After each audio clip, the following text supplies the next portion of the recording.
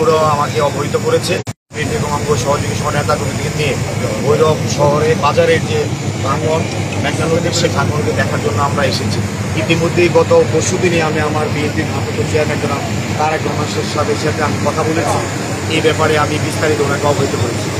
আসলে আমরা সকলেই জানি ভৈরববাসী যে একটা বাঁধ গত সরকারের আমলে ভৈরবে হয়েছে, পানি উন্নয়ন বোর্ডের মাধ্যমে আমি শুনেছি 17 কোটি টাকার একটি প্রকল্প হয়েছে। এটা যদিও আগানগর থেকে ভৈরব শহর রক্ষা বাঁধ হিসেবে বলা হয়ে থাকে, সত্যিকার অর্থে এটা একটা শুধুমাত্র ভৈরবপুর রক্ষা বাঁধ হিসেবে জনগণ জানে, ভৈরব শহর রক্ষা বাঁধ হিসেবে এটা কেউ জানে না। এবং এই 17 কোটি টাকার মধ্যে আমার জানার মধ্যে 17,000 টাকার কাজ হয়েছে কিনা সন্দেহ আছে। বলতে চাই, আমরা যদিও সরকারে নয়, আমরা জনগণের রাজনীতি করি, জনগণের সুখ দুঃখের পাশে সবসময় ওই বিএনপি থাকে। আজকে আমাদের দলের নির্দেশে আমি এখানে এসেছি। আমার নিজের নির্বাচনী এলাকায় ভৈরব শহর, আমার এলাকার মানুষকে বাঁচাতে হবে, এলাকার ব্যবসায়ীদেরকে বাঁচাতে হবে, ভৈরবের এই বন্দরকে বাঁচাতে হবে। এই জন্য আমি বর্তমানে যে অন্তর্বর্তীকালীন সরকার আছে, এই সরকারের মন্ত্রণালয় সহ সরকারের প্রধান উপদেষ্টার কাছে আমি ভৈরববাসীর পক্ষ থেকে আবেদন করব।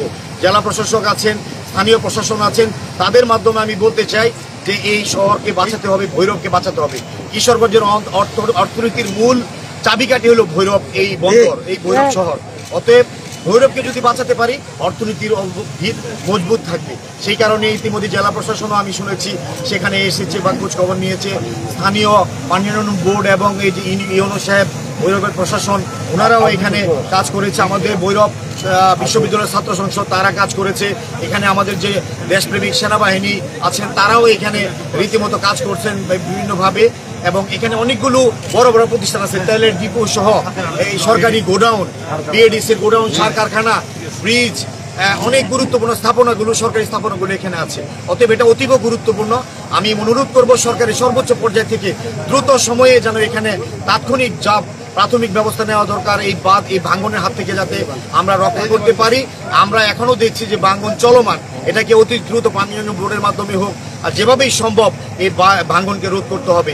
আমরাও কথা দিচ্ছি আমার দলের পক্ষ থেকে, যদি আল্লাহ দিলে কখনো আমাদের সুযোগ হয়, জনগণ আমাদেরকে সে সুযোগ দেয় দেশ পরিচালনার, ইনশাল্লাহ আমরা এই ভৈরব শহর রক্ষা বাঁধ শুধু নয়, সেই আগানগর চাঁদপুর থেকে শুরু করে কালীপুরের সামনে থেকে ভৈরবের টোটাল বাজারকে পরিবেষ্টিত করে বাঁধ সহ